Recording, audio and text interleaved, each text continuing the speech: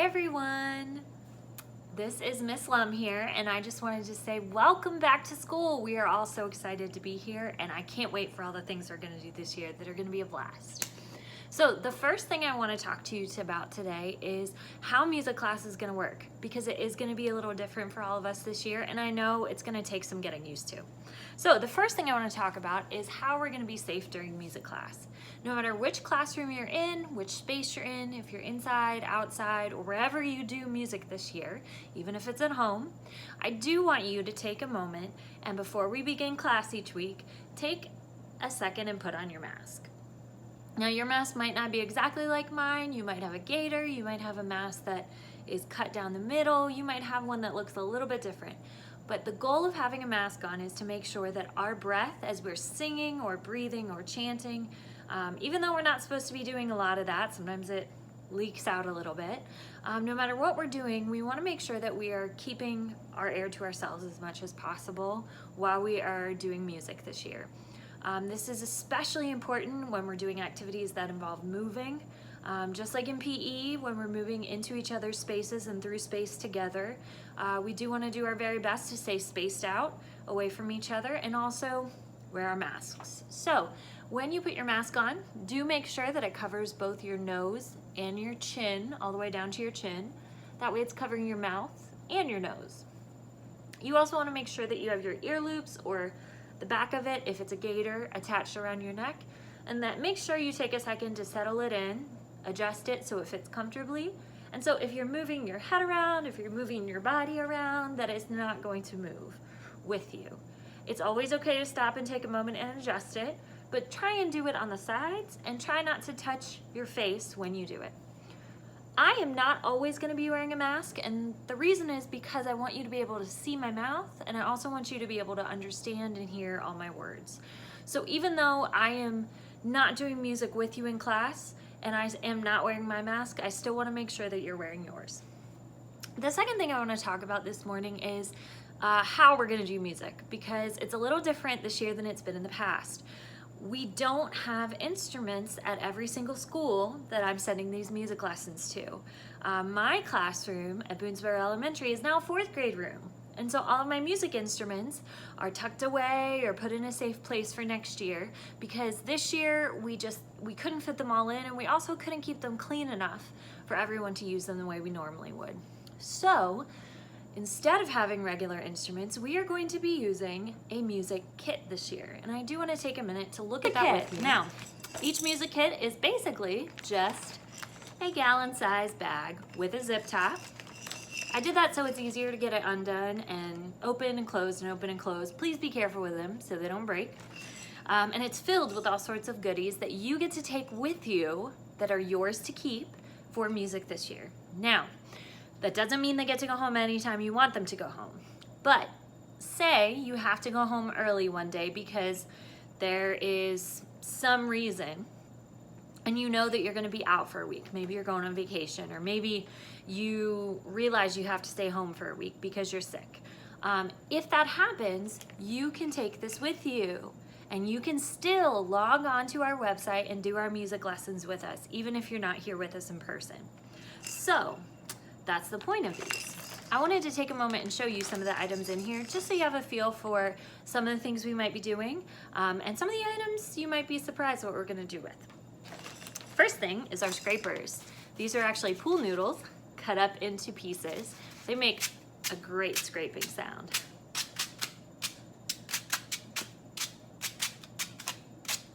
You'll notice they are kind of small. My hands are big.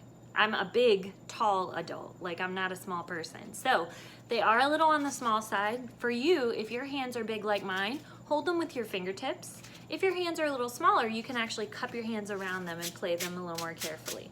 Find a way that works best for you, but make sure you don't lose them because they can fly away pretty quickly if you're not careful.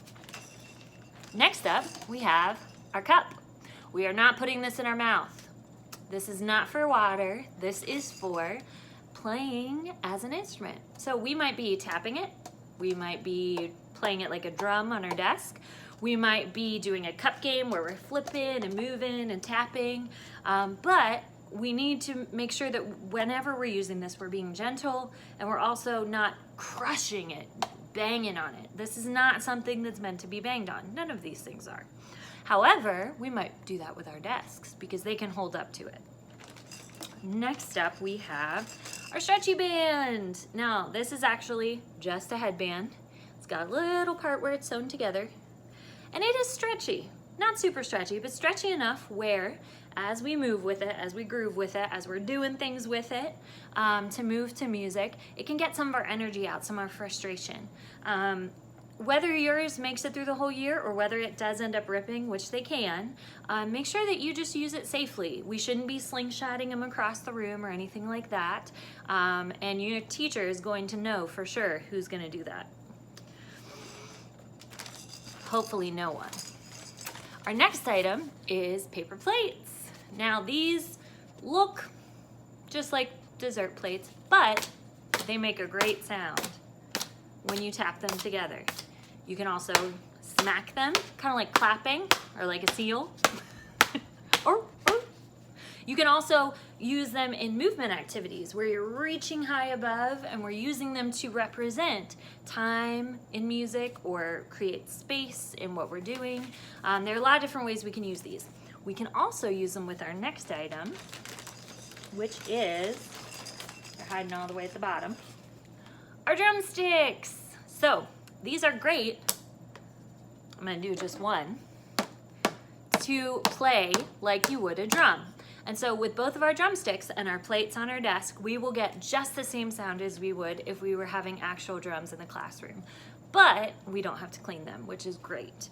The second thing that we have that we will also use with our drumsticks, which by the way, work as rhythm sticks too, you can use, this is one of my favorite items in our kit, the pop tube. Now, if you've never seen a pop tube, they're magical. Not really, but they're still really fun. So, our pop tube will actually always be used when we're using it to slide onto our sticks. Now you'll notice it sits right in the middle there. If you were playing with the sticks, like playing a drum set with the sticks, you would pull one stick out like this and you would hold the other one at the bottom with your fingertips. You see how I got it tucked in? And I'm holding both the pop tube and the drumstick with my hand. That way we can play using the tip of our drumsticks on our drums, and then we can also take one drumstick and place it down and play our pop tube.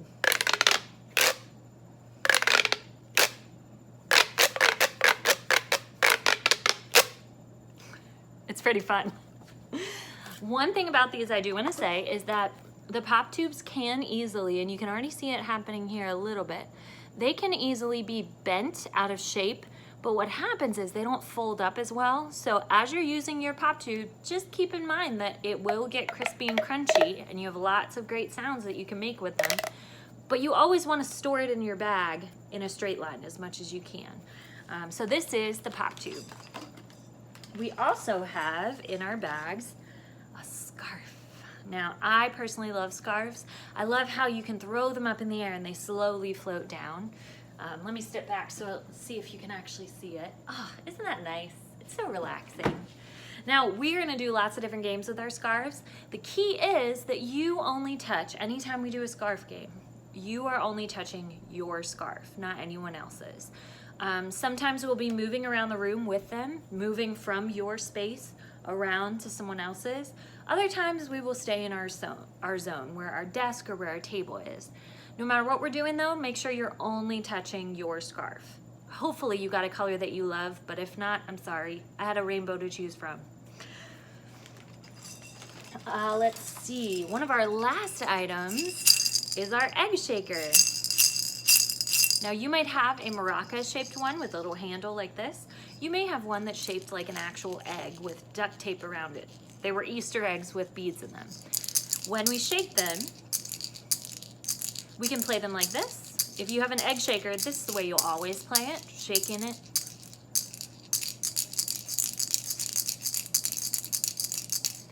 Or if you have a maraca, you can also choose to play it like this. I find that I don't like this sound as much, but it's really up to you, as long as you're careful. Now these are toy maracas, so they're not gonna hold up as well as an actual instrument, so just be careful with them. They are also not drumsticks. If you whack them on the table, they will break, and then you don't have an instrument. So just keep that in mind and be careful. I believe that is all of the items in our kit for this year. So before we go, I am gonna gently take my items and carefully put them back in my bag. Notice I'm not shoving anything in, I'm gently pushing them down with my fingertips, making sure that nothing's getting squished, nothing's getting broken, nothing's poking holes in the bag. And if you notice, like I didn't put my sticks in first and now I'm having trouble getting them to fit in. I'm gonna pick them back up. I'm gonna look at where I'm aiming. I'm aiming to get it right in there. And then I'm gonna carefully slide them back in. Exactly like that. Take the time when you're packing up each day to be careful with your items. You don't want to break things like your cup or squish them. You want to carefully slide them into your kit so that they can be zipped up. Because if you can't zip it up, there's no way to keep it clean or keep it just with your germs on it for next week. After you see that nothing's sticking out of the top, nothing's poking holes anywhere, you can carefully zip it back up. Check to make sure your desk is clear and you are ready to go. I am so excited to do music with you guys this year, and I hope these music kits are fun for us. We're gonna be doing a lot of different things like books and singing and moving, but I know it's gonna take some practice and some time for us to get used to it. The last thing I wanna talk to you about today is singing. And I know I just said, we're gonna be doing some singing, and that's totally true. But we can't always sing, and we can't always sing in the way we want to. So, for those of us who are doing music in the classroom, we are not going to be able to sing, even with our masks on. We need to be careful that we are trying our best not to sing out loud. I know, I hate it. I am a singer, I love singing in choir, it makes my heart happy, and I know that so many of the students in Bedford County are singers. But this year looks a little different and we really have to stay safe. So, if you are in a classroom, please don't sing along. If you're doing a video where it's asking you to sing along, you're gonna do something else instead. And it's a brain exercise called audiation. And hopefully, Ms. Hager or Mr. Gillis or any of the other music teachers you've had have talked to you about audiation. If not, I'm gonna give you a quick rundown. So audiation is actually in your brain, and it's actually in your voice too, where you think the sounds that your voice would normally make. So instead of me saying, "Hi, my name is Miss Lum," I think those exact words and even maybe feel them a little bit in my voice without making a sound. Here I go. It's a little difficult to start audiating right from the start. So if you're somebody who wants to make the sound because you just can't quite figure it out yet, it's okay. I would encourage you to try and hum very quietly to yourself if you feel like you have to make a sound. Please don't sing out loud if you're in class.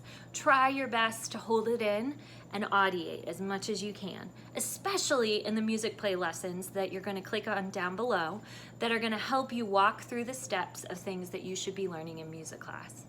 Now, if you want to go home and sing these songs with your family or with other friends that you connect with all the time, then you can totally sing. I would say it's still safer to sing with a mask on and sing outside or with at least 6 feet distance between you and the other people.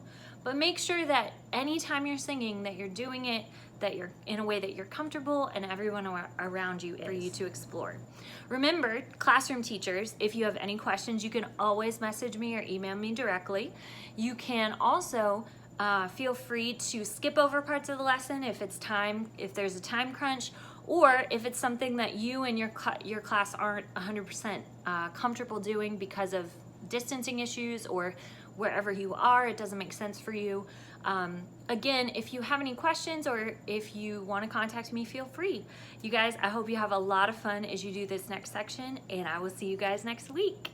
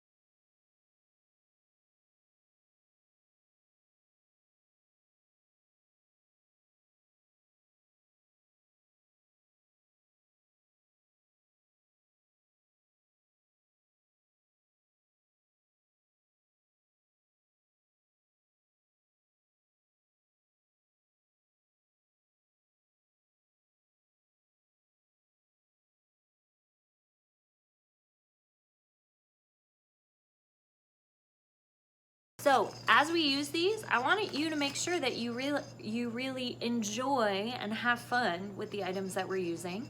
But also remember that they are supposed to last us quite a while, and we don't want to ruin them at the first day.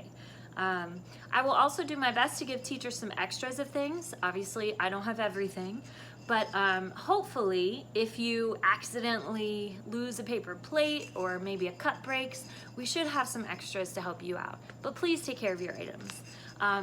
Before we move on to the second part of the lesson, which is going to be every week, I do just want to say that I'm so excited to make music with you guys this year. It's going to be a lot of fun, even though it's going to be really different. And I hope that we have a really great time. Teachers, if you have any questions at all for me, or if you have concerns about accessing materials or any items that you need replenished in your kits throughout the year, feel free to reach out. I'm always here. And I will see you guys next week. Now you can move on to the second part of the lesson, which is below this video, and that is the link to Music Play Online. And when you go to Music Play, they have a lesson all laid out with step-by-step instructions. They also have a lot of cool games and activities, so if you are feeling a little bit more adventurous, or maybe you go home in the afternoon and want to try something new, or you're just feeling in a musical mood, this is a great place for you to go and find activities that you can do on your own to reinforce the things that we're going to be learning and practicing. Have a great afternoon, and I hope you enjoy our first lesson on musicplayonline.com. We'll see you next week, guys.